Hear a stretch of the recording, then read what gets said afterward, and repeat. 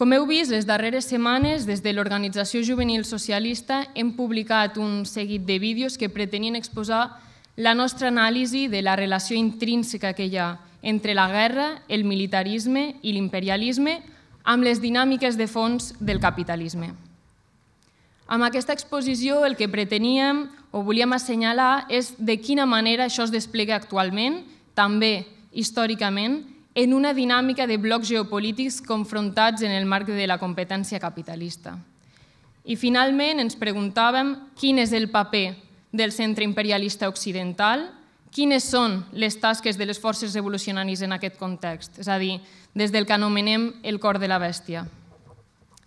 És des d'aquest marc que podem veure com l'imperialisme és una de les forces en què el capitalisme històricament ha mirat de superar les seues pròpies contradiccions, assegurant-se, per exemple, l'accés a més força de treball a preus més baixos o fins i tot en condicions d'esclavatge, augmentant l'exèrcit industrial de reserva, assegurant l'accés a través del robatori de recursos i de mitjans de producció, garantint-se noves masses de consumidors per als seus productes en les millors condicions, entre d'altres. Però més enllà d'això, cal que aterrem la lectura a l'Orient Mitjà i a Palestina, i no només en l'actualitat, sinó també des d'una perspectiva històrica. I, per tant, cal que ens plantegem quina és la importància de Palestina en tot plegat, quins interessos tenia Occident per provocar que el sionisme esdevingués la punta de llança de l'imperialisme en aquesta regió. Quina és o han estat les posicions comunistes respecte a la qüestió palestina? Quins debats estratègics es van donar en el si de la tradició comunista en relació a aquesta qüestió? I actualment, quina és la situació a la regió? És a dir, com està determinada l'actual conjuntura pels interessos imperialistes i la seva traducció geopolítica? I per últim, quin és el paper que hi tenen les forces revolucionàries a la regió? De tot plegat, en volem parlar amb Javier Llanos i amb Mohammad Khatib. Per una banda, Javier Llanos és graduat en Ciències Polítiques per la Universitat Autònoma de Madrid i ha cursat també un màster en Teoria Política i Cultura Democràtica per la Universitat Complutense de Madrid, a més de ser militant del moviment socialista. Algunes, de fet, potser ja el coneixeu, entre d'altres perquè va participar de la Universitat Popular que va organitzar el moviment socialista, en concret en una xerrada al voltant del marxisme, l'antiimperialisme i la qüestió palestina. El Javier ens farà un repàs històric de com s'ha abordat la qüestió colonial i concretament com s'ha abordat la qüestió palestina dins de la tradició comunista i quins debats estratègics s'han donat històricament i el perquè de la seva importància. A continuació donarem la paraula a Mohammad Khatib, que ens fa molta il·lusió que hagi pogut venir avui. Mohammad Khatib és el coordinador de Samidun a Europa, és refugiat palestí nascut al Líban, al camp de refugiats Ein el-Helu, i actualment està vivint a Bèlgica amb l'estatus d'asil, tot i que el govern belga pretén revolcar-li aquest permís de residència.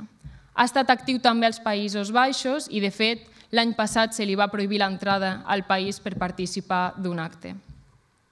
Com algunes ja sabreu, Samidun és una xarxa de solidaritat amb els presos i amb les preses polítiques palestins en la seva lluita per la llibertat. Va néixer el 2011 arran d'una vaga de fam dels presos palestins a les presons israelianes per tal de donar-los suport. Actualment Samidun és present a més d'una dotzena de països i ha estat atacada reiteradament pels governs occidentals, tant als Estats Units i a Canadà, on ha estat titllada d'organització terrorista i ha estat sancionada, com també a Europa, on, per exemple, ha estat prohibida a Alemanya i, de fet, alguns dels seus militants han estat detinguts o han patit escorcolls. A més, cal recordar que actualment hi ha més de 10.400 palestins en presons israelianes, tots d'ells hostatges del règim sionista, i dels quals més de 3.300 estan sota detenció administrativa, és a dir, no coneixen càrrecs ni proves ni tenen cap garantia legal. A més, 320 d'ells són menors d'edat. El Mohamed ens farà una anàlisi de conjuntura de la situació actual a la regió, que, com ja sabreu, l'ofensiva genocida sionista sobre Palestina s'ha estès més enllà i ha arribat al Líban, a Síria o a Iemen. La seva part serà en anglès i si voleu seguir aquesta traducció, com haureu vist, hi ha QRs per la sala i ho podeu escanejar. Dit això, moltes gràcies als dos per acompanyar-nos en aquesta jornada. Si us sembla, comencem per la part del Javier i acte seguit passarem a donar la paraula a Mohamed.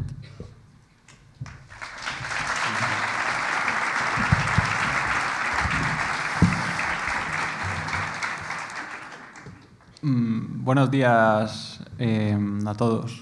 Quería empezar dando las gracias a la Organización Juvenil Socialista de Cataluña por organizar estas jornadas y sobre todo por haberme permitido compartir la mesa con Hatip. Esta charla que voy a dar, como ya se ha dicho, tiene como base una charla que di hace un par de meses en la Universidad Popular en Madrid, también organizada por el movimiento socialista. En estos 2 meses, la situación en Oriente Medio, en la región, se ha acelerado. La historia en la región se ha acelerado. Ha caído el régimen de Bashar al-Assad, un nuevo presidente ha llegado al poder en Líbano, Israel ha expandido su zona de seguridad más allá de los altos del Golán y se han alcanzado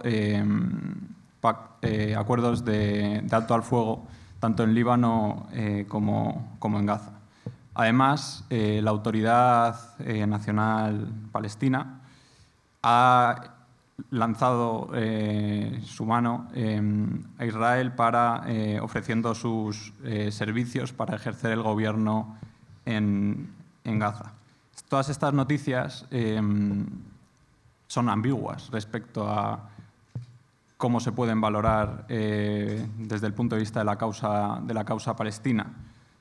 Por un lado, tenemos que hay un debilitamiento claro de los apoyos internacionales del eje de la resistencia, pero por otro lado también vemos que estos acuerdos de paz, como reconocen las propias autoridades israelíes, se deben a un debilitamiento internacional e interno del Estado de Israel gracias al desgaste que ha ejercido la resistencia palestina y también la solidaridad internacional.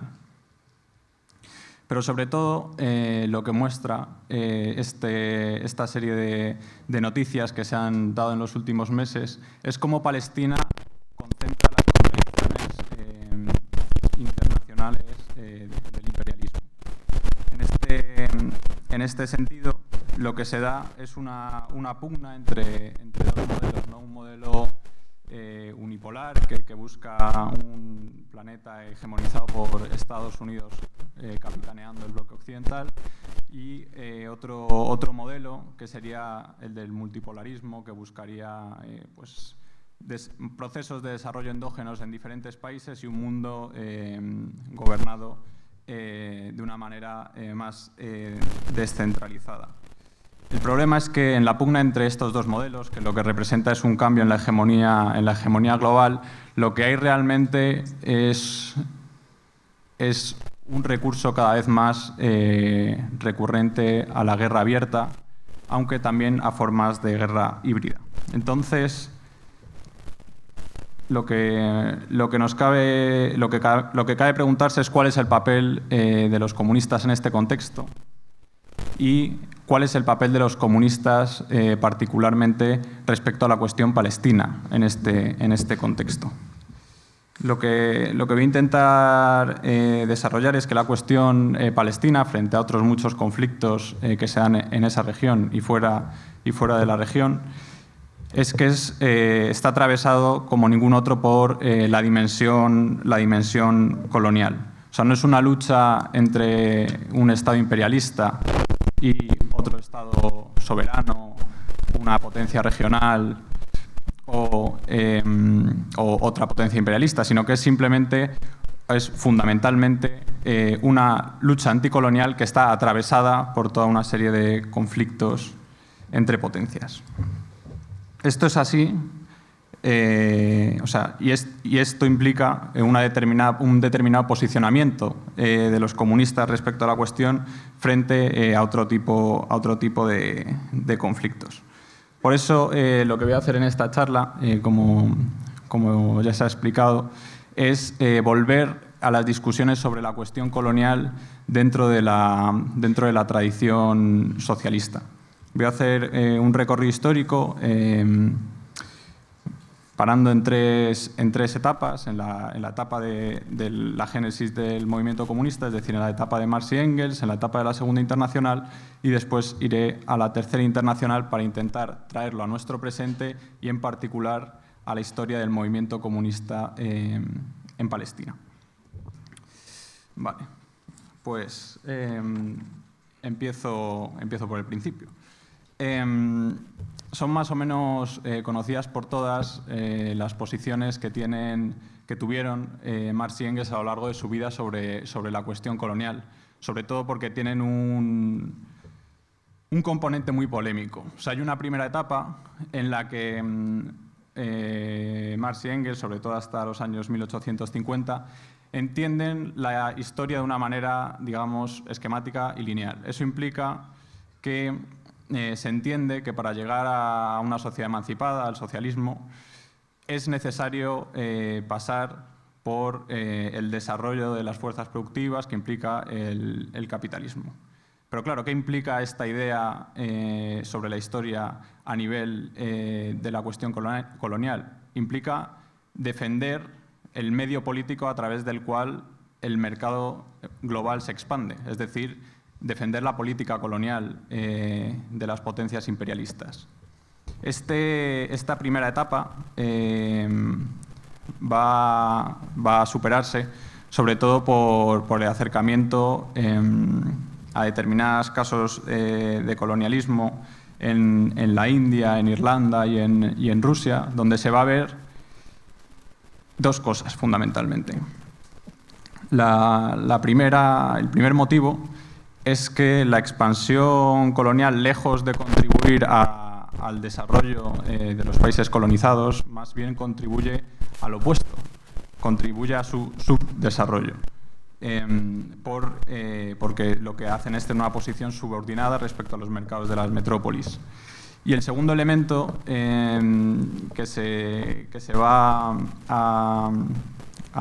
van a vislumbrar Marx y Engels es la cuestión de que no es necesario, o sea, van a problematizar su visión lineal de la historia. Digamos, lo que van a ver es que es posible alcanzar el socialismo sin que todos los países tengan que pasar por una fase de desarrollo capitalista. Esto va a dejar un rastro dentro de la tradición socialista. O sea, dentro de la tradición socialista van a pervivir, de cierta manera, estas dos posiciones. En la segunda internacional, oficialmente, en sus congresos, se va a firmar una posición crítica con el colonialismo. Lo que se va a afirmar es que es necesario que los socialistas dentro de las metrópolis condenen la política colonial de sus respectivos estados, aunque aún no definen unas tareas precisas para los comunistas en las colonias. Esto es por algo tan simple como que la Segunda Internacional está fundamentalmente ubicada en el continente europeo. Sin embargo, sí que va a haber una caracterización que es interesante, en particular es interesante para la cuestión palestina y porque luego la van a retomar algunos teóricos del pensamiento de colonial, que es la diferencia entre colonias de trabajo y colonias de explotación.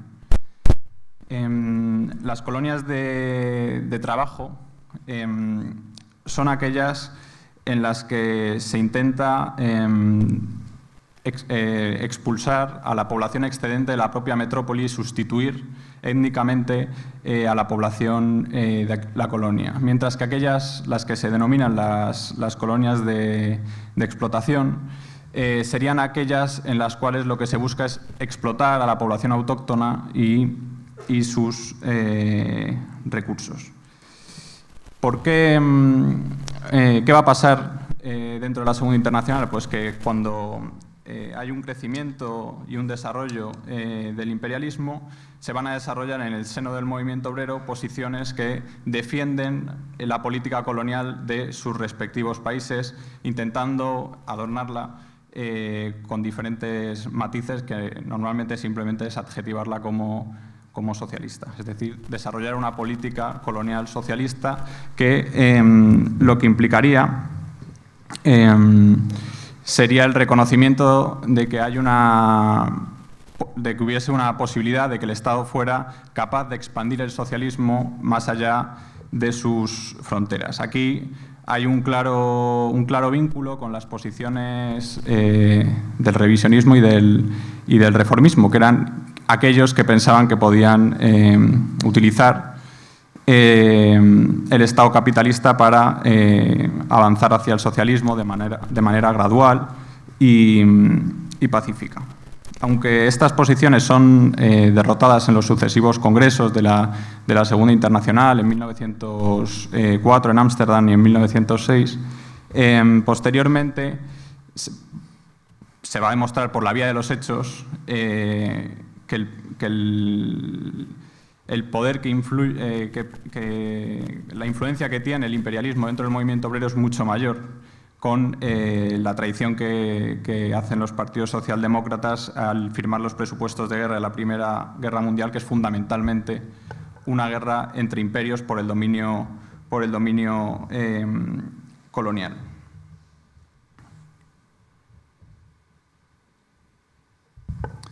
De esta manera, el legado anticolonial de la Segunda Internacional, por limitado que fuese, quedó en manos de quienes rompieron con la Segunda Internacional debido a esa firma de los presupuestos de guerra. Entonces, primero en la conferencia de Zimmerwald y luego en la Tercera Internacional se organizaron quienes comprendieron que la lucha contra la política colonial de las metrópolis era fundamental dentro de la política comunista. Además, hubo una cuestión coyuntural, más allá de las cuestiones de principio político, que favorecieron ese apoyo a las luchas anticoloniales. Este factor fue el hecho de que la Unión Soviética, triunfante tras la Revolución de Octubre, no consiguió lo que sus pronósticos se cumplieran, es decir, no consiguió que la revolución se expandiera a Occidente. Por tanto, urgía encontrar un respaldo más allá de sus fronteras. Entonces, el apoyo a las luchas anticoloniales tenía dos funciones. Por un lado, servía para debilitar a las metrópolis, que eran sus principales, eran quienes habían invadido en la guerra civil, y por otro lado servía para ganar apoyos en otros lugares del mundo. ¿Cómo se va a plantear políticamente esta tarea? Porque en la ruptura de la Segunda Internacional, casi todas las secciones de la Segunda Internacional que existían en las colonias van a integrarse en la Tercera Internacional. Pues en los primeros congresos hay una posición un poco contradictoria en sí misma. Hay, por un lado, respecto a las tareas que tienen que desempeñar los comunistas en las colonias, se avanzaba la necesidad de, igual que se había escindido el movimiento obrero en dos alas, una revolucionaria y una reformista, abogaban por la escisión de los movimientos de liberación en dos alas. La idea es que hubiera un movimiento nacional revolucionario apoyado sobre todo en el campesinado y en la clase trabajadora contra los sectores más conservadores de los movimientos de liberación nacional, que serían aquellos que estarían sobre todo apoyados en los terratenientes y el clero.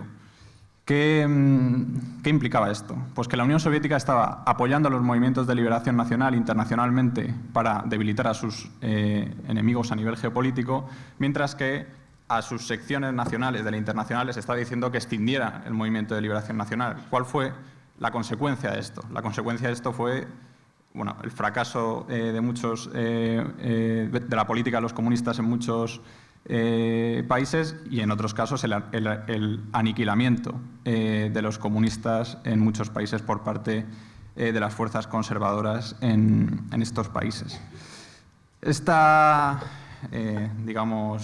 Fracaso de los primeros intentos a nivel táctico de la Tercera Internacional va a dar lugar a una fragmentación del movimiento comunista en tres alas, por así decir, en lo que respecta a la cuestión colonial. O sea, la Comintern va a profundizar en la idea de la revolución por etapas. ¿Qué es esto de la revolución por etapas? La revolución por etapas consiste en que primero hay que desarrollar una lucha de liberación nacional en alianza con todos los sectores que aboguen por esa lucha y luego, una vez se ha consumado el éxito de la lucha de liberación nacional, se podrá, hipotéticamente, avanzar en la lucha por el socialismo. La segunda postura fue aquella de quienes continuaron manteniendo la posición de los primeros congresos. Es decir, la necesidad de intentar enlazar ambas revoluciones, es decir, la lucha por la liberación nacional y la lucha por el socialismo, mediante una independencia política y organizativa respecto a aquellos elementos conservadores dentro de los movimientos de liberación nacional. Que esta sería la posición de algunos grupos comunistas de izquierda y trotskistas. Luego estaría la tercera posición que he definido, que sería la más minoritaria e irrelevante, que sería aquella más izquierdista que niega la participación en los movimientos de liberación nacional y en las luchas anticoloniales, porque entiende que cualquier lucha por la conformación de un nuevo Estado capitalista sería fundamentalmente errada. ¿Errada por qué? Errada porque, por un lado, educa a la clase trabajadora en ideas ajenas a la lucha por el socialismo y, por otro lado, por el hecho mismo de que conformar nuevos estados capitalistas no alteraría el funcionamiento del capitalismo y el imperialismo en general. Sin embargo, estas tres posiciones se van a ver sacudidas, digamos, por la vía de los hechos tras la Segunda Guerra Mundial. Porque hay una serie de ejemplos de movimientos de liberación triunfantes, como es el caso chino, cubano, vietnamita, o un poco más tarde, más tarde no, a la vez argelino, en la cual, y que fueron los únicos movimientos en los cuales el socialismo consiguió llegar al poder, y en todos ellos se combinó la lucha anticolonial nacional y por el socialismo. ¿Cuáles fueron las características de estos movimientos?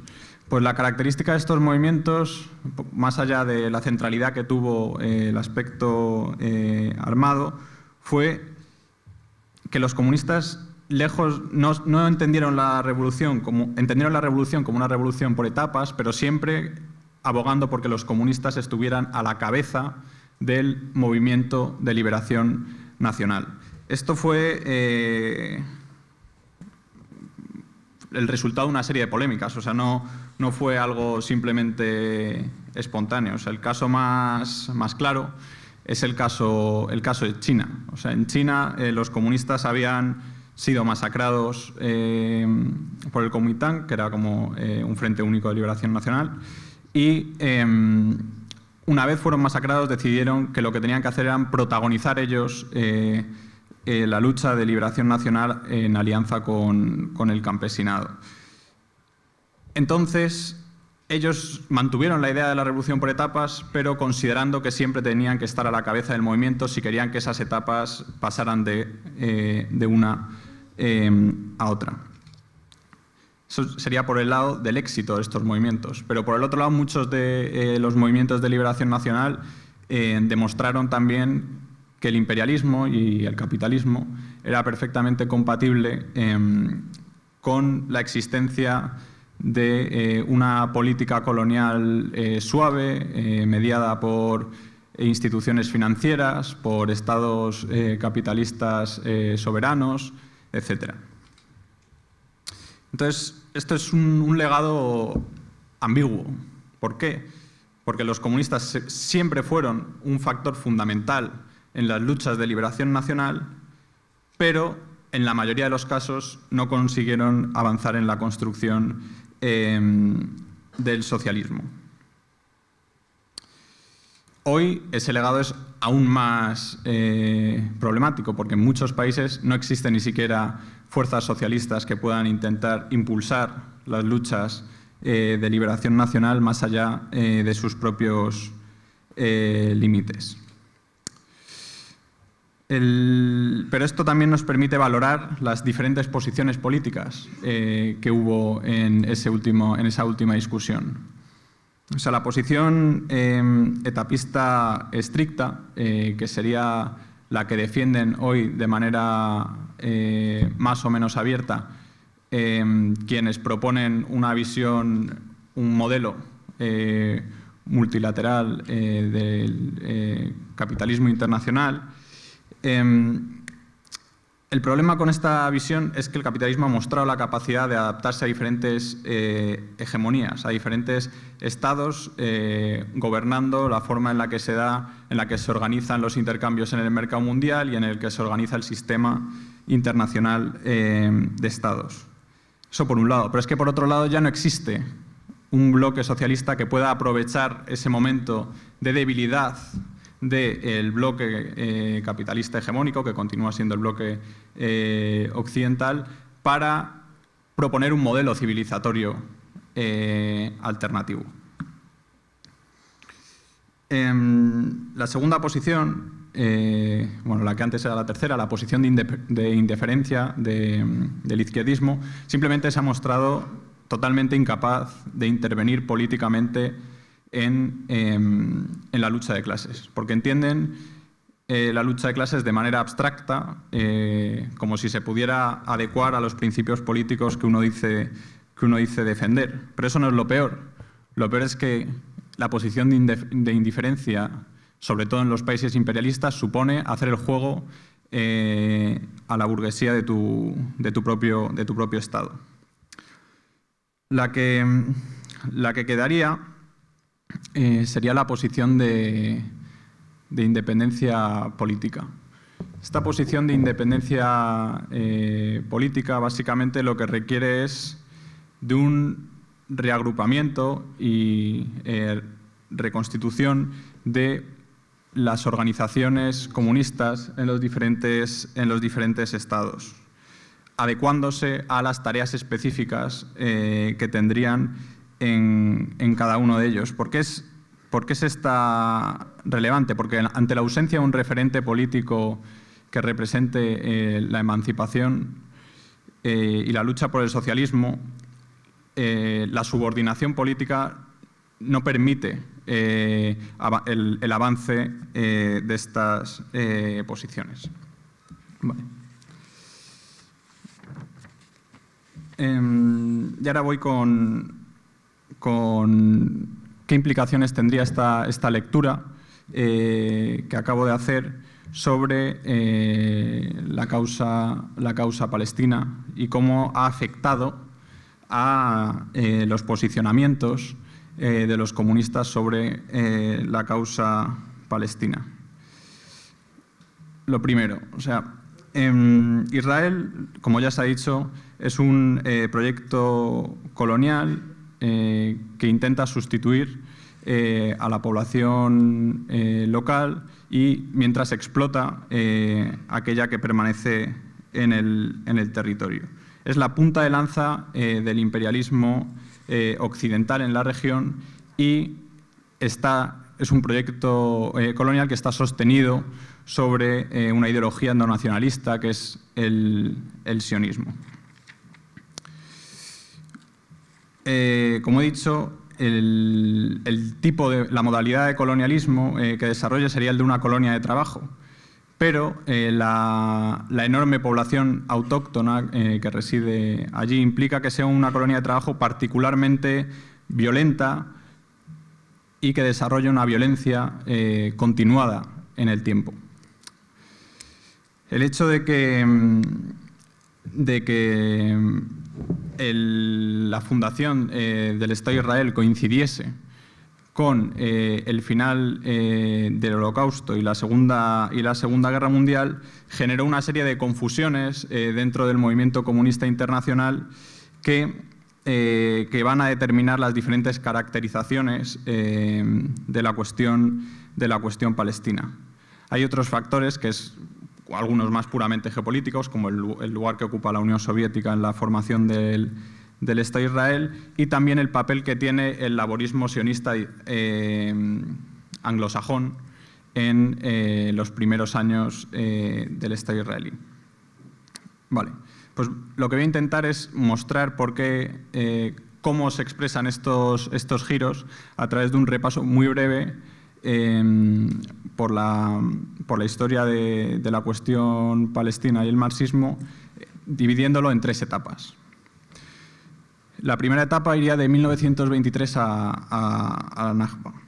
En esa etapa, la Tercera Internacional indica al Partido Comunista de Palestina, que se funda ese año, que deben hacer trabajo entre la población trabajadora palestina. ¿Cuál es el problema? Que los comunistas del Partido Comunista de Palestina son fundamentalmente judíos europeos que han inmigrado en las primeras llegadas de inmigrantes europeos a Palestina y, por tanto, pues, lo tienen muy difícil para hacer un trabajo entre la población palestina, un trabajo que apuntaba hacia una lucha de liberación colonial, mientras ellos eran el agente, digamos, que estaba protagonizando en un primer momento esa colonización. Esto va además a combinarse con los bandazos que da la propia internacional respecto a las tesis de la cuestión colonial, que son principalmente la apuesta por el Frente Único de Lucha Antiimperialista y luego los frentes populares. ¿Qué va a implicar estos bandazos para el trabajo político de los comunistas palestinos? Pues fundamentalmente una progresiva escisión en 2 alas. Por un lado, los palestinos que empezaban a militar en el partido van a entender que su trabajo tiene que estar orientado, si quieren hacer una lucha anticolonial, a hacer trabajo entre el naciente movimiento de liberación nacional que está surgiendo en Palestina. Pero, por otro lado, la militancia de origen europeo va a considerar que tienen que hacer trabajo político entre la población inmigrante judía y particularmente entre sus organizaciones obreras.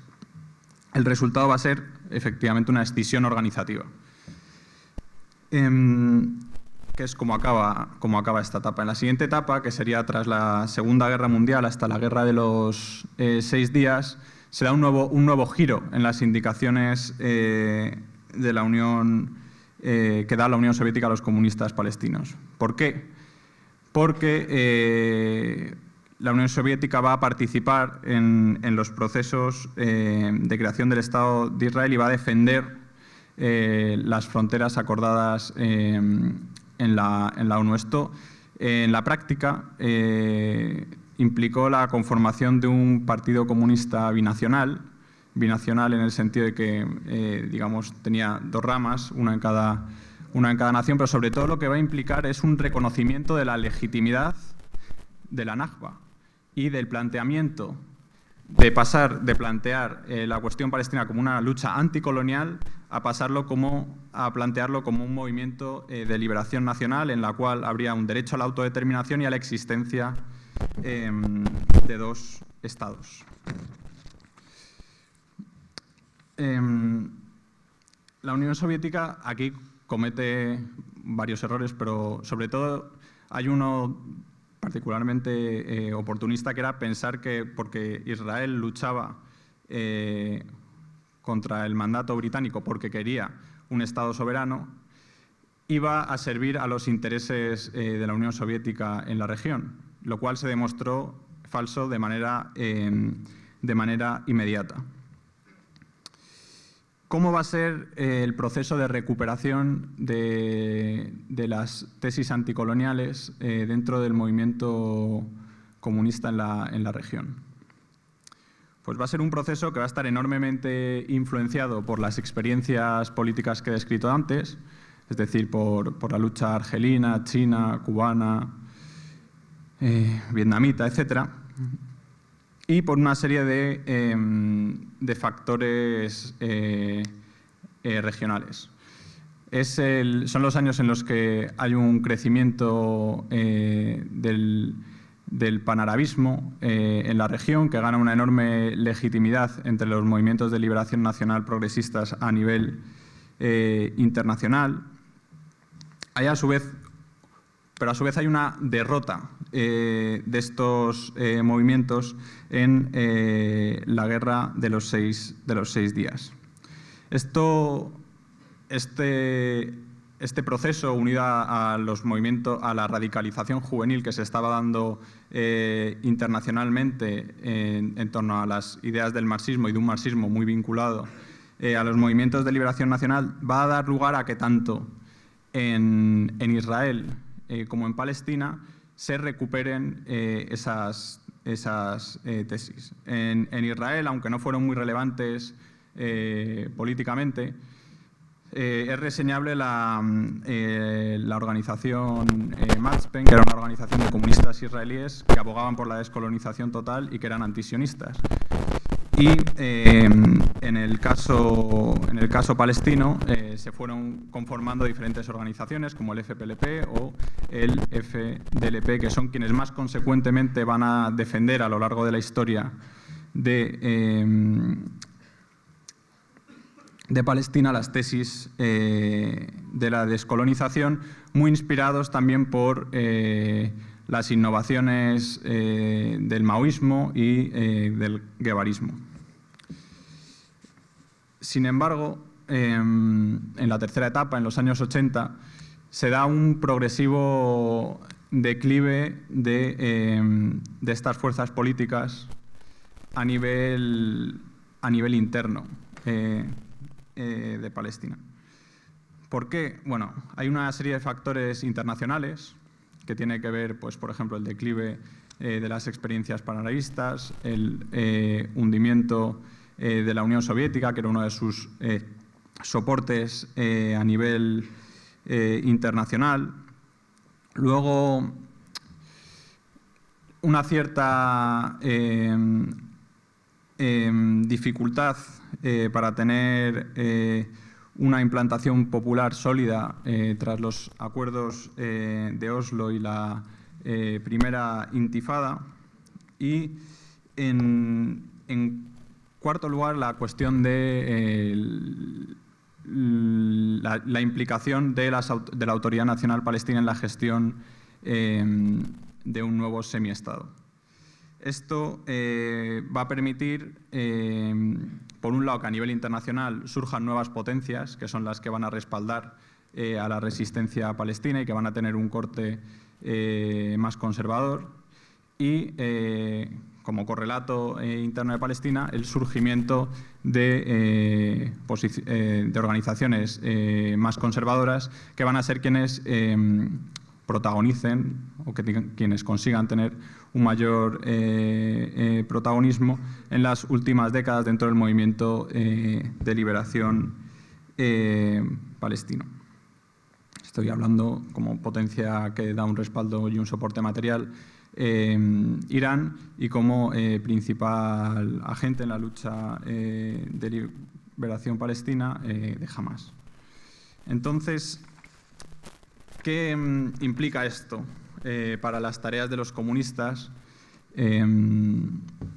No tanto en Palestina, que son quienes trabajan en unas situaciones mucho más difíciles que nosotros, y para quienes no no tengo ningún comentario que hacer, sino más bien qué implica para nosotros como comunistas en el centro imperialista. Lo primero es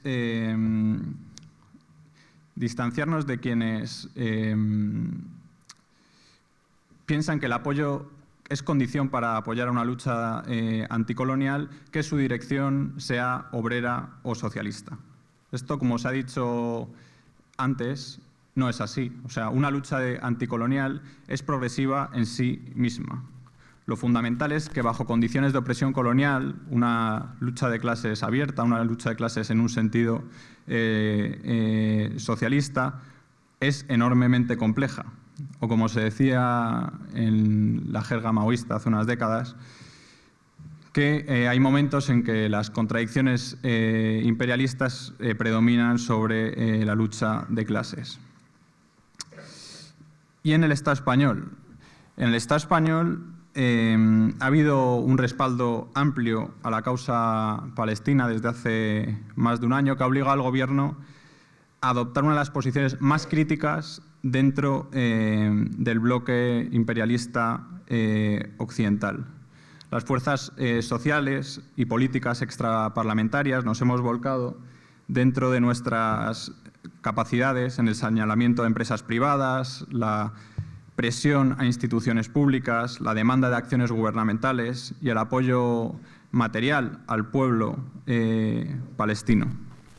Aunque ha habido diferencias tácticas y riñas políticas y algunas cuantas dificultades organizativas, Samidun, BDS, las acampadas en las universidades y las actividades de diferentes organizaciones políticas han impulsado movilizaciones y han presionado un poco al Gobierno. Sin embargo, esto no es suficiente. Los partidos que forman nuestro Gobierno hacen pronunciamientos públicos contra el genocidio, apoyan movilizaciones demandándose a sí mismos medidas contundentes. No obstante, lo fundamental es la lealtad al Estado español y al Gobierno del que forman parte, por encima de la solidaridad internacionalista. En Plata, calculan que sus sillones y la continuidad de su Gobierno son más relevantes que la ruptura clara con el genocidio. El problema es tan conocido como viejo. Cuando los socialistas participan en un gobierno burgués, concediendo que fueran socialistas, no tienen un burgués en el gobierno.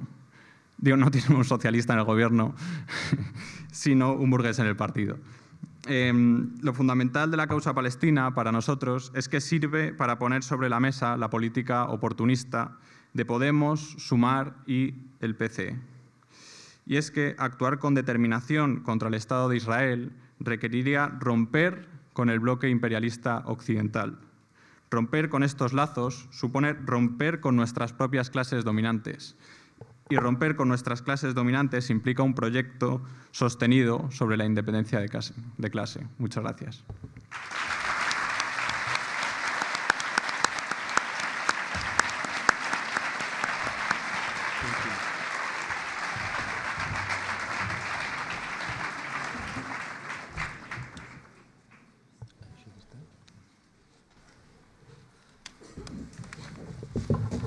Good evening, comrades. Good afternoon.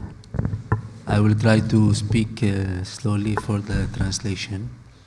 Thank you for the invitation, and thank you so much for inviting me and Samidun. It's a pleasure for me to be here with you tonight, although I cannot see any one of you. It's quite awkward, but I can feel you.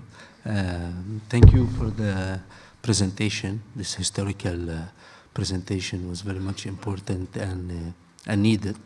It's also, to be honest, very special for me to, I think it's one of only, if not few, events I am attending with a room full of young people, youth movement. And I think it's a sign, it's a positive sign for something. You are lucky here. And it's a great movement. And I think we as Palestinians have been seeing these efforts also from abroad. Thank you for all the solidarity you have been doing for the Palestinian people during this time of genocide and ethnic cleansing But at the same time, it was a time of steadfastness and victories and resilience that the Palestinian people doing. We meet now after the victory of the Palestinian people, the ceasefire, of course, but it's a ceasefire because still the way and the road for liberation is still very long. The road for victory is still very long. And we consider victory after victories, and we appreciate small victories. And the battle of Al-Aqsa and the flood, this was a new era for the Palestinian people, also for the international movement that's fighting against colonialism and capitalism and Western hegemony and so on. So you are part of this victory. Everyone who participated in building this mass movement and mass mobilization for the liberation of Palestine, denouncing genocide, calling for ceasefire now, protecting the Palestinian people, providing a space for the Palestinian refugees and migrants. Thanks for everyone who was part of this: youth, students, LGBT, refugees, migrants, working class, unions, feminist organizations. And I think in Spain, the mobilization for Palestine, and especially in Catalonia and in Barcelona, was visible and strong. This is not also only because people have consciousness and they care about Palestine. Many people care about Palestine, but they feel they cannot do anything. They feel that they are blocked. But I think here it was quite different because we can see that there is a certain level of organization. You have your unions, your mass organizations, and the best way to support Palestine is to build more these organizations and to build more the student local movement, the mass movement who are struggling on local topics about housing, refugees, anti-racism, anti-capitalism, independence, and to link all of this fight for Palestine, because this is how our fight is very much connected. It's great of you, to be honest, to invite two terrorist list Palestinians organization and to have this courage. We encourage you more to meet with the Palestinian resistance, to contact the Palestinian resistance, to break this siege that is being implemented against the Palestinian resistance, the PFLP, the FLP, Hamas, Islamic Jihad, all the forces of Palestine, the Palestinian and Arab resistance as well. The communist movement also in Lebanon are part of the armed struggle in Lebanon, not only Hezbollah. Many organizations, local-based organizations, they are part of every level of that struggle. In Yemen, it's not only Ansarullah movement is part of the movement fighting for Palestine. There is many socialist and communist and leftist groups who are also part of this axis of resistance. And we in Salmedoun and in the Masar Badil also camp, we don't see the resistance is limited only within the axis of resistance. We see the camp of resistance, and the camp of resistance goes beyond the Middle East and beyond these borders. There is resistance in the Philippines, are still fighting communism and for independence and for liberation. There is resistance in Latin America. There is resistance in the United States of America. There is resistance by the indigenous people in the so-called Canada, in Australia. This unity of these forces, not only with the communist forces, with the black people, with the Latino people, with the migrants, with the refugees, with the indigenous people, for everyone who have interest today to destroy this settler colonial ideology in the global south, and it's represented very visibly on Palestine. I was asked to give a panoramic about the situation in the Middle East and in the Arab world. And the comrade did a great presentation by also touching on what happened in '67. The defeat of the Arab reactionary regimes in front of the Zionist entity, the Western imperialist camp. If we compare how the Palestinian National Liberation Movement, the modern Palestinian revolution that started in '67, it literally started by an operation, armed operation. It's called Ailabun. And there is something we know as Palestinians called the first statement, statement number 1, when the Palestinian freedom fighters declared that this operation on the path for Palestine, even though there was many operations before, and there was many small armed groups trying to organize here and there, or to build the mass movements organizations in the refugee camps, from 1948 until 67, this was an organizational period, restructuring for the Palestinian people and for their cause. And they reached the moment to call for this revolution, where we had the birth of Fatah, the PFLP, the DFLP, and then we witnessed Al-Karama battle that took place in Jordan, where the Palestinian people made one of their first victories against the Zionist entities and the imperialist camp, and the Arab reactionary regime represented by the monarchies in Jordan and in Morocco and some other place, what we see today in Saudi Arabia and Emirates and so on, that they are leading the normalization program. From that until now, from 67, then we had 82, the invasion of Beirut, Sabra and Shatila, massacres the Palestinians went through in this fight. And we came to 7th of October. 7th of October was a great day in the history of the Palestinian people, where the Palestinian refugees, the ones who are besieged in Gaza from 2006, managed to launch an offensive operation against the so-called Zionist State of Israel. Again, in a time where we consider, if we look from 67 until today, do anyone here in this room believe that Morocco is an independent country? Do you believe that Jordan, run by the monarchy and by the British Army and the American military bases and the Israeli bases in Jordan, it's a free country? Syria, where you have every single military base today of the US and many different forces where ISIS came to power, is an independent country? Where? Tell me any country in the Arab world. It's in Egypt, where the Egyptian army take fund literally every year, is dependent on the US fund. So we are speaking about an area and region, an Arab world, and a culture that is still suffering from colonialism and all forms of post and modern and whatever you call it, modern models of socialism. We as Palestinians, if we look about our previous alliance, the main alliance with the Palestinian people, South Africa. South Africa today is a country out of apartheid and racism.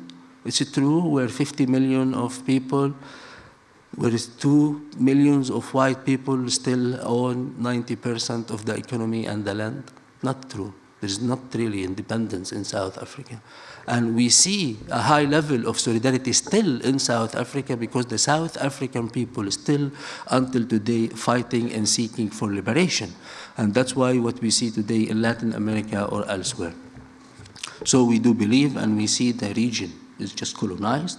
Today, more than ever, we need again an Arab revolutionary project, anti-colonial project that's not only Arab, it's also to consider and to look around to all the minorities and the peoples of that region. We need unity more than ever today between the Arab people, the Kurdish people, the Farsi people, the Turkmen, all this minority that who live in this region for thousands of years to be united against Western imperialism. And there is no good colonialism and bad colonialism. Colonialism is a crime, and colonialism must end. And we know very well as Palestinians that the Zionist entity, the Zionist political movement, it's a white Western colonial movement that was born in Basel, in Switzerland, in Europe. Zionism is managed and controlled in Brussels, in Barcelona, in Madrid, in Paris, in the United States of America. Zionism was not born in Haifa and Jaffa and in Jerusalem and in Gaza. Those settlers who come to Palestine and still coming to Palestine every day, even today, on daily basis, we have these thugs who are coming to Palestine. They are bloody settlers that they need to be held accountable of their crimes. And the Palestinian cause is kind of today leading up the front of the fight against colonialism. This is what our people did in Gaza. If we speak about any victory today, this is not a victory of one Palestinian political party. This is a victory of the Palestinian people. This is a victory of the peoples of Gaza who directly after the announcement of the so-called ceasefire, we saw kids, children in Gaza demonstrating, chanting for the resistance, chanting for the names of the leadership of the resistance. This is a message of the peoples of Gaza that we will continue.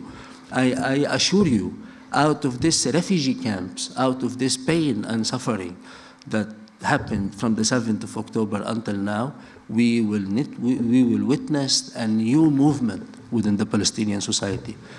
All these political parties, all this political subject that we are talking about, this is formed and based out of the Palestinian National Liberation Movement that took place after '67 because of the event that took place in 1948 and in 1967.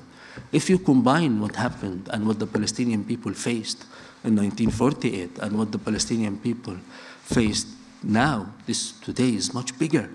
The pain is much deeper. The blood is a lot. The numbers of the martyrs, the injured, the suffering.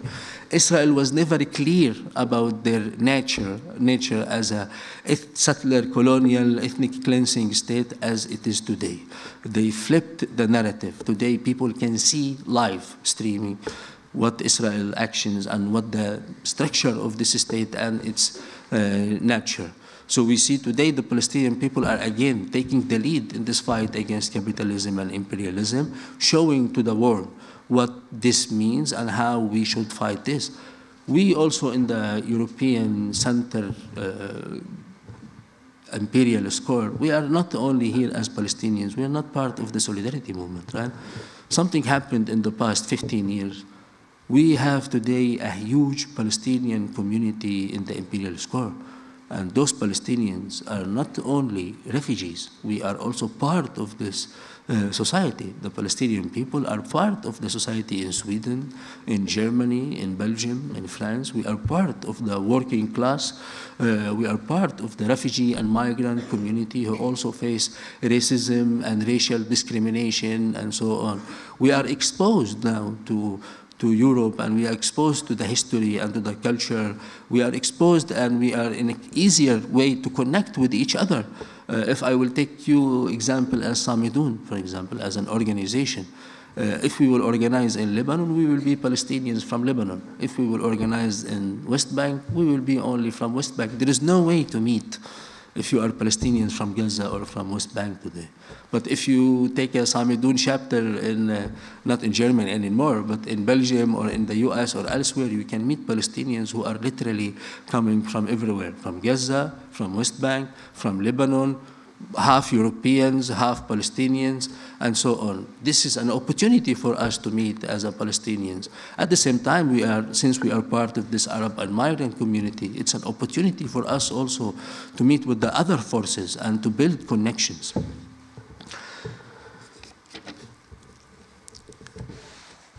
More than that, what we need today after this victory and after what the Palestinians have been through, and also not only for us as Palestinians and Arabs, but also with the international left movement, with the progressive movement, we need unity more than ever, the highest level of unity. As much as our enemy is united, we need to be much more united. And I'm not saying here that we need to be the same. I'm not saying here we need to be to just copy-paste our political positions or not to be critical, not at all.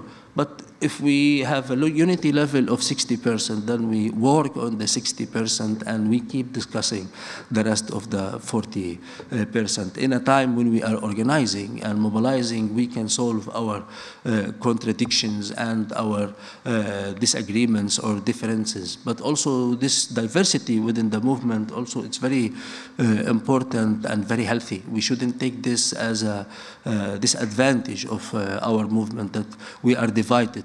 I mean, being different and being diverse within the movement doesn't mean that we are divided. We should be united with all of our diversity and our differences. What the Palestinian people are fighting today for? right? I am a Palestinian refugee. I come from north of Lebanon. We don't own anything in Palestine. We don't have a land. We don't have a house. If we will go back to Palestine, if we have a right of return now, I only can put a tent in Palestine. Not all the Palestinians are the same. Not all the Palestinians are, we are a society, we are people. There is Palestinian bourgeoisie classes, there is Palestinian working classes, there is Bedouins, there is farmers, there is different cultures within the Palestinian society. The Palestinian society comes from different, not only religions, right? We have Jewish Palestinians, Arab, Muslim Palestinians, Christians Palestinians, but also the Armenian community. We have a Kurdish community in Palestine. We have It's really a very diverse society. Today in Gaza, there is a black Nigerian Palestinian community who live in Jerusalem and Gaza, and they are, as much as they are Gazanians and from Jerusalem, they are also Nigerians, and they have their Nigerian community centers. And the first martyr, woman martyr, in the first Intifada, she was a Nigerian black woman from Jerusalem. The first prisoners from the prisoners movement after the second and the first Intifada was the black people of Jerusalem. And now you can see black people are part of the armed resistance in Gaza, and they are part of facing the genocide with the Palestinian people. So this is the diversity of the Palestinian people. This society are fighting for what? We are fighting for a democratic Palestine, and this is not something that we are inventing or something we are coming on to touch on now as Samidoun, or just because we are a progressive movement. Since the birth of the Palestinian Revolution in '67, this was the demand of the PLO. This is the official demand of all the Palestinian freedom fighters organizations. And if you look or you communicate with the current Palestinian resistance that some accused as being reactionary or not progressive, but I really appreciate what the comrade said, that how you recognize here that being part of the anti-colonial fight and the anti-Zionist part is by de facto you are progressive. Because also there is some communist organizations who still support Zionism, and they are communist and leftist and Zionist. And we deserve apology as Palestinian people from the communist movement by recognizing the so-called Zionist state of Israel, by demanding from many of the Arab Communist Party not to use the armed struggle in the anti-colonial fight and so on. And at the same time, we appreciate very well as Palestinians the unity that took place in the 70s and 80s, where many freedom fighters from Europe joined the Palestinian struggle, fought with the Palestinian people, suffered with the Palestinian people. Many white comrades from Germany, from Switzerland, from France, from Spain, from many places were imprisoned for Palestine, were martyred for Palestine, and some of them still live underground somewhere in the Arab world, in Jordan and in Beirut. And we appreciate their struggle, and we recognize them as Palestinians, because also this was one of the first definition of the PLO and the PFLP within the modern Palestinian revolution in '67, that what is the identity? Who is the Palestinian then? Because the charter, the National Palestinian Charter, recognizes also every Jewish who migrated to Palestine until 1948 as a Palestinian by de facto. So who is the Palestinian today? The Palestinian identity is an identity based on liberation. It's not an identity based on blood or ethnicity. It's an identity based on who will join this struggle to create a different future and a different example oppose this settler colonial state. So the Palestinians are fighting for democratic state until today. If you discuss with Hamas leaders or with the Islamic Jihad leaders or the PFLP leaders, what you are fighting for? They said we are fighting for equality and justice in Palestine. You will find the speeches for George Habash or for the General Secretariat of Islamic Jihad saying that we are not aiming to kick out any Jewish from Palestine. This is what they literally say. It's not me as Muhammad. This is not my opinion, or this is not Samidoun position. This is a position of the national leadership of the Palestinian people. I'm speaking about the revolutionary one and the progressive one and the one who is carrying arms today to protect the Palestinian people and to keep the Palestinian cause alive. But how we will establish this? We will never manage to establish a democratic society without destroying and dismantling Zionism. We will never manage to create a free, democratic Palestine where we live in equality and justice without defeating racism as an ideology, without defeating settler colonialism as an ideology in Palestine. We as Palestinians took our responsibility for this. Ethical responsibility, not only to live in the privileges. The Palestinians could just accept easily to be a second-class citizens in the so-called State of Israel, be the cheaply labor movement, go to the factories and get a second citizenship or a permit that will allow us to travel to Europe without visa and to have some privileges. We could do that. But this is not the option what the Palestinian people took with high level of consciousness. If the Israeli army invaded Birzeit University and the students fight and fought, and then there is martyrs and there is prisoners and there is injured student, this is because the students are fully conscious about what they want and why they are engaged in this bloody struggle against Zionism and colonialism in Palestine. This is not only because they are forced to, or because Israel just like to arrest everyone and to kill everyone. No, to decide to be part of this struggle is with consciousness and in a way to sacrifice for a better future and for better generations. And this is ideology within the Palestinian society, and this is how we build our people and our cadres, and that's why the resistance is still alive. We will not manage to liberate Palestine also since we took our part, but it's not only about us, since we speak about the Zionist movement as a white, Western, colonial, European movement. It's up to you as well. We are both in this struggle. The Palestinian people have to defeat Zionism in Palestine, but you have to defeat Zionism in Europe as well. And we together as migrants and refugees who live in Europe with the working class, with every political organization and social and mass organization, we have to be united and to manage to be victorious, to bury Zionism in its birthplace and to say no. No more for colonialism. We learned from our history, we learned from our past, we need to look up in the future, and we don't want our society and our kids to be complicit in a genocide and to be complicit in ethnic cleansing. This is not good for anyone. This is not helpful for the Palestinian people, and this is not helpful also for our coexistence and living here in Europe and elsewhere to be united as people.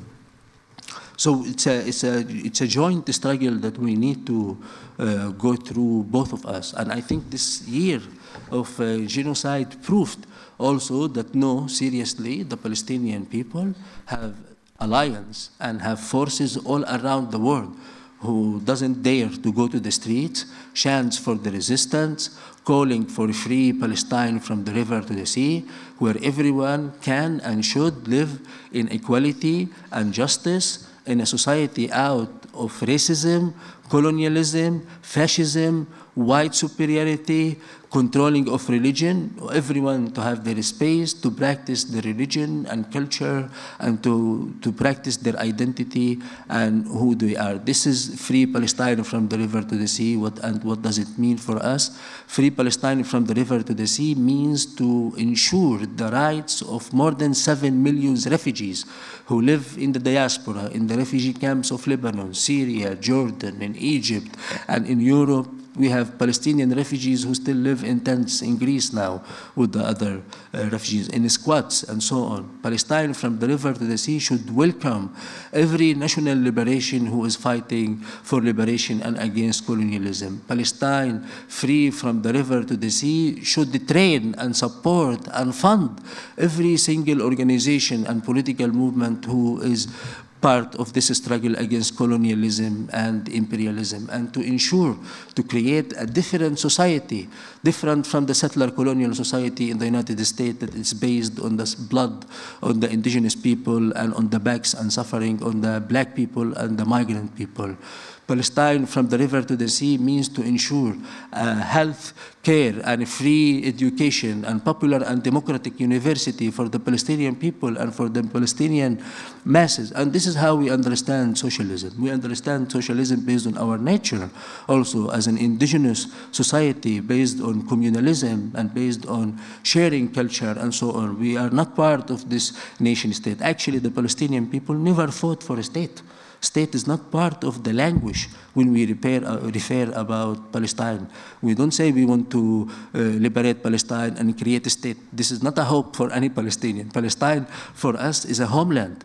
It's a land, that's how we describe our relationship with the land of Palestine. And it's not based on any promise or any religious manners. Us and the land, this is kind of an organic relationship, and this is how we understand our society. How the Palestinians should live is not up to me as Muhammad to decide, of course, but it's up to the Palestinian people to form a social contract based on socialism and equality and justice. We cannot do this as Palestinians alone, of course. We have also part of, as you are very important alliance to the Palestinian people and part of the struggle. There was also and still Jewish anti-Zionist, I can say even Israeli anti-Zionist individuals or very small organizations who are part of this struggle. I don't mind as a Muhammad to be member of a military armed brigade led by a Jewish Israeli comrade fighting for the liberation of Palestine to live in equality and justice. But the equality here, it shouldn't come only after liberation. If we should and want to be equal, after liberation, we need to be equal in the process for liberation. We need to be equal on the struggle for liberation. So it's not fair that the Palestinian people will suffer from genocide, ethnic cleansing, imprisonment, torture, and then for them to create a free Palestine where us and you can live in equality and justice. It should be us and you in the struggle for equality and justice to pay the price for liberation together. And this is also why we need to destroy the Zionist state of Israel, because even some of those comrades, some of those allies, they still don't feel that they are equal enough to sacrifice for that liberation and for that project. And that's why if we look in the 67, the analysis was of most of the revolutionary forces that we will not be able to liberate Morocco and Egypt and Jordan without the liberation of Palestine. The question is still the same. We saw the Arab Spring, we saw mass movements, mass mobilizations for Palestine, for justice, for democracy, for equality in the Arab world, failed, was destroyed, was defeated, because still Palestine was not the cause. That's why we saw in the 60s and 70s thousands of Arabs coming from everywhere to fight for the Palestinian struggle. Not only Arabs, Kurdish, the PKK was in Beirut. If you go to the main martyr cemetery in Beirut, you will see the graves of Syrians, Japanese, Europeans, Kurdish, Iranians, Farsi, Turkish, from all over the region. And this is what we need again today. We need an Arab region understanding about the danger of the Zionist state, about the dangers of imperialism and colonialism, and to be in one front fighting against capitalism in that region. We need this unity, and we see today how the EU is acting, how the United States is acting, and in a moment when the president of the world, Biden, decided that agreement should take place, it took a place. This also tells us again that our enemy as Palestinian people is not only the so-called Zionist state of Israel. Our enemy as Palestinians is Western, US and EU imperialism and colonialism. It's Arab reactionary regimes also. And part of it, that's part of the Palestinian people, the 1% of the Palestinian class that's benefiting from occupation. We spoke, the comrade mentioned, the PA, who in a time of genocide, the PA was running massacres and sieging the Jenin refugee camp, arresting the Palestinian freedom fighters in West Bank and working as a tool for the enemy. This is not new for the Palestinian people. This was always this case in the 60s, in the 70s, in the 40s. There was always a Palestinian elite, Palestinian little class that was benefiting from every occupation for their business and for their interest and working as a traitors. And this is not only in the Palestinian cause. Here you had the same. In French, there was the same. In Vietnam, there is the same. And so on. Every people who go through a national liberation struggle, there is a traitors. And they should be also held accountable by the people. We, with this very strong solidarity movement we witness today, I'm sure now, after the announcement of the ceasefire, you know, things will slow down. Many people will feel morally down or low or high. But I feel scared that the mobilization normally goes down for Palestine. We should keep this mobilization on because the genocide will not end. There is the post-trauma of this genocide. The people of Gaza will not stop there. The resistance continued. It was interesting to see after the minutes after announcing the ceasefire, civilians of Gaza was celebrating by shooting. So after 1 year and 3 months, civilians in Gaza still have bullets to defend themselves and to celebrate the victory of the resistance. So if we speak about the civilians, how about the people? So how about the armed resistance itself? So the resistance is strong. Our people are committed to the path of liberation and right of return. There is no doubt about it. And new Palestinian forces will emerge. History will not stop. Hamas is here. The PFLP is there. Islamic Jihad is there. The alternative path is there. But still, I am sure there's refugees in Gaza who are capable to build another one and third battle and another revolution and uprising until liberation and victory, until free Palestine from the river to the sea. Hopefully we could welcome you as a movement, socialista and youth movement, in a free Palestine from the river to the sea. We could be in one struggle against colonialism, reactionary and fascism and every form of oppression, not only in Palestine, but in Palestine and elsewhere in the world. Our path is on the same struggle for liberation and equality, and we will not be liberated in Palestine if you are not liberated here, and I am sure there is no liberation here if there is no liberation in Palestine and elsewhere. Thank you so much.